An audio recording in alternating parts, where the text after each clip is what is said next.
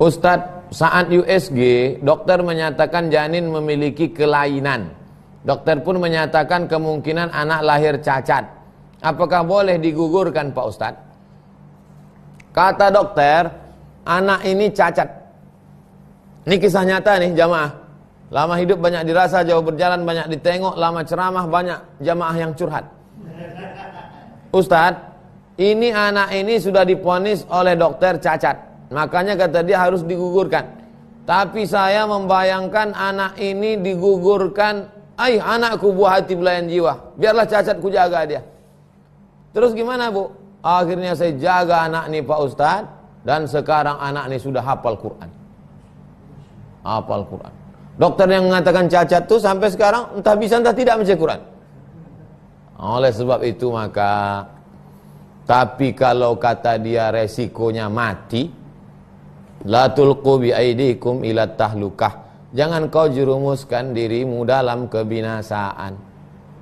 Ada seorang anak lahir, maaf beribu maaf, wajahnya memalukan keluarga. Begitu ditengok wajahnya malu, dimasukkan ke dalam kotak, diletakkan di depan pintu asuhan. Malang tak dapat ditolak, untung tak dapat diraih, hari berganti musim berubah. Apa yang terjadi? Anak ini jadi pemuda, menjadi motivator terkenal dari Amerika. Namanya saya lupa. Menjadi motivator, menjadi terkenal. Ada saja cara Allah Ta'ala untuk menegur manusia. Tapi memang manusia ini pelupa. Sudah ditegur dengan berbagai macam kisah ajaib-ajaib, diulangnya juga lagi perbuatan. Oleh sebab itu jangan pernah menyepelekan makhluk Allah. Jangan pernah, la tahqiranna minal ma'rufi syai'a. Jangan sampai kau menyepelekan perbuatan baik. Perbuatan baik aja tak boleh disepelekan, apalagi makhluk Allah yang baik. Tapi kalau resikonya mati, itu tak ada tawar-menawar. Dokternya amanah, orangnya ngaji, takut pada Allah. Lalu dia katakan, ini Bu, resikonya mati.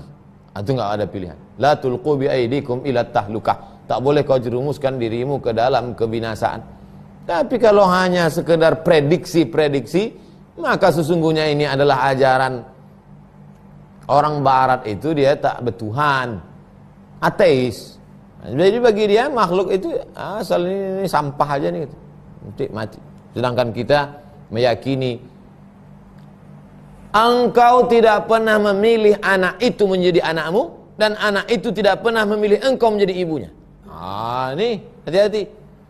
Inna ahadakum yajma'u khalquhu fi batni ummihi arba'ina yawman nutfah. Allah menciptakan manusia dalam rahim ibunya 40 hari dalam bentuk sperma. Tsumma yakunu 'alaqatan 40 hari dalam bentuk darah. Tsumma yakunu mudghatan 40 hari dalam bentuk daging.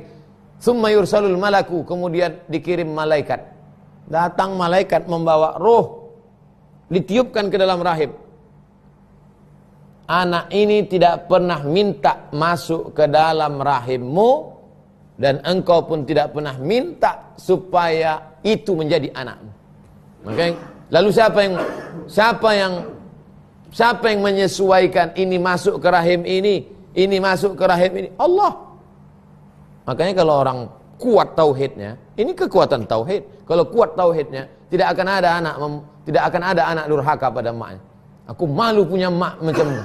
Oh, itu bukan kau yang milih, itu pilihan Allah, itu hikmah dari Allah. Dan tidak pula ada seorang ibu akan membuang anaknya. Kenapa? Karena anak itu bukan dia yang milih. Berapa banyak orang minta punya anak, tak dapat anak.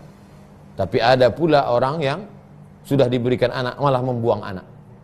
Masalahnya di mana? Tauhid, la ilaha illallahnya kurang kuat.